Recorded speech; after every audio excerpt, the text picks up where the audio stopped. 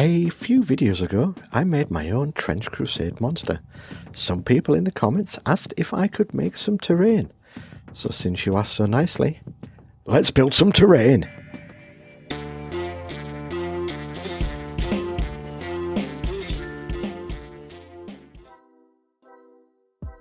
In my monkey hands, I'm holding a piece of cardstock from the back of an old picture. This is an ideal starting point for the base of our build. Next, grab yourself some XPS foam or packing from anything that comes with packing. Grab a hobby knife and make sure it's a fresh blade, and do take care while cutting, we need fingers to scratch build.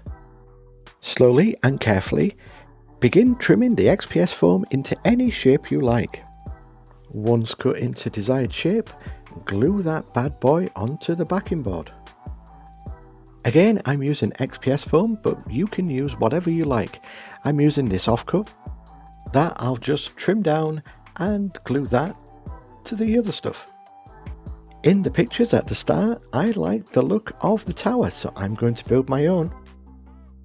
I just trim it into the shape I'm looking for, and then start the slow process of scoring lines into the XPS foam to make brickwork. I do this by using a ruler and a sharp pencil. I'm not too worried if the lines aren't fully straight, as it'll add to the aesthetics. You know you've done a good job when your thumb has cramp and your brain has melted to mush from this task, but worth it.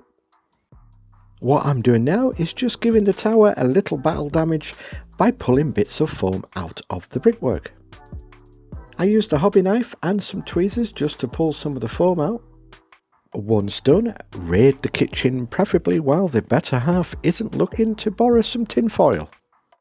We're going to use that tin foil to start giving the XPS foam some texture.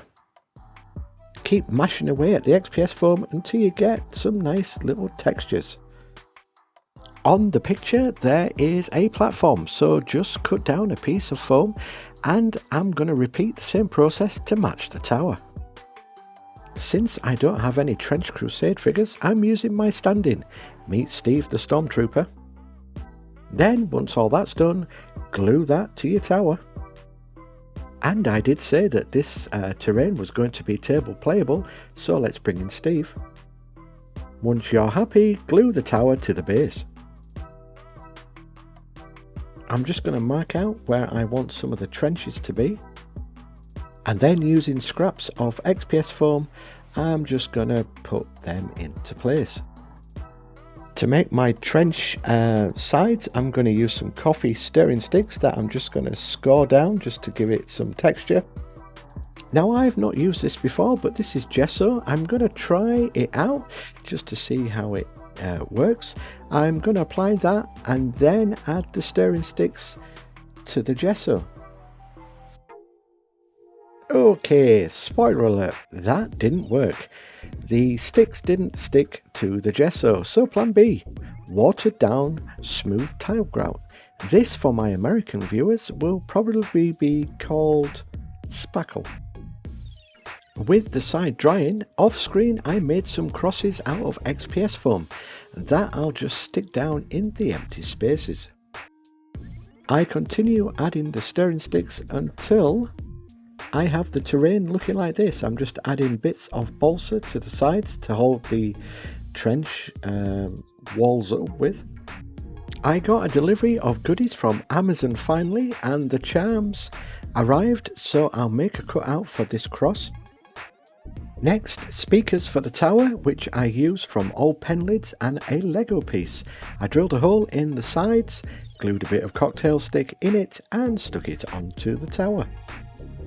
Once everything was fully dried, I used a mixture of black acrylic paint and Mod Podge to seal everything and give the base a coat of black. And while I do that, it's subscriber shoutout time. Firstly, hola to Bolado349. He asked if I would, so I have. If you want to see your name on screen, it's easy. Be a subscriber, like and comment. It really helps the channel with your YouTube and gets my video pushed to a wider audience. Okay, so everything is dry and it's time to add some AK asphalt, which is just basically gritty sort of paint. And if you're not lazy like me, you could make this by just putting some sand and mixing it with some black paint. But I'm doing this because I've had this for ages and probably want to get rid of it by now. Anyway, I'm just throwing it all over the diorama. I'm laying it on thick in some places just because I want it to look like mud. Yes, I know it's black, but once it's painted, it'll look like mud. Hopefully. While that paint is still wet, I'm going to lay down some more coffee stirring sticks and make them look like tracks, you know, like planks in the trenches. So I'm just going to throw that down and then just let it all dry. Once it's all dry, it's time to paint. Now I'm using my airbrush, but you can use normal paintbrushes if you don't have an airbrush. And why don't you have an airbrush? This was only 50 euros, cheap as chips, and it does the job swimmingly. As you can see, if my monkey hand wasn't in the way, I'm painting all the bricks with like a dark red colour. Then I use a brownish colour just for all the woodwork. I go over the trench sides with like a lightish, darkish grey. I can't make up my mind. It's either dark or it's light grey, just to give it some weathering. And while I do that, code word time. If you want to leave a comment, use the code word. I'm going to tell you. Oh, I've already told you. And the hint is it was a stormtrooper. What's his name? Leave that in the comment, and so I know that you watched and you just didn't skip by until the glamour shots. So what I'm doing now, I'm just toning down the grey with a little bit more grey, just to, well, like I said before, give it that weathering look. That's a better shot of me doing that.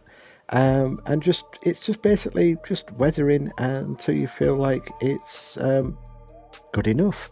I'm also going to do the bricks are grey over the red, but have the red popping through a little bit, if that makes sense.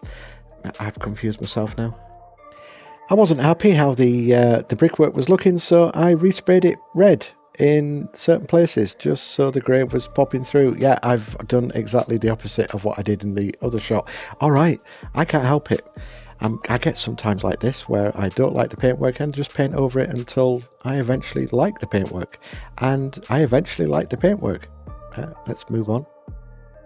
Gonna add some very watered down green just to give it that mossy look at the bottom of the trenches.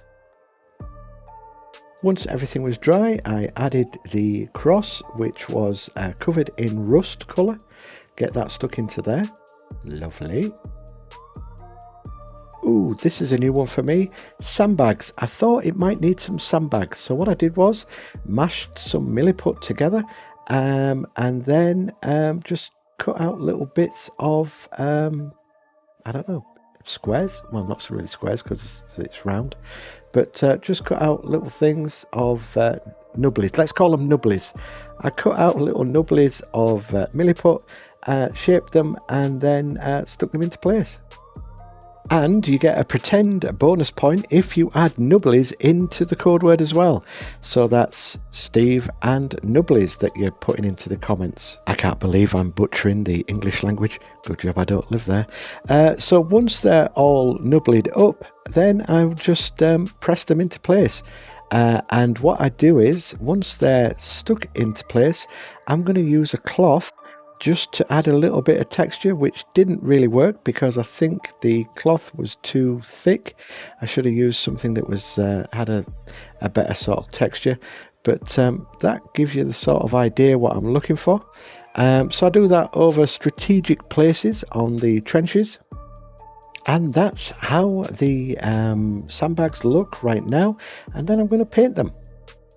And I paint them with some cheap paint that came with a model kit. I think it's from Airfix. So I paint all them and let it dry.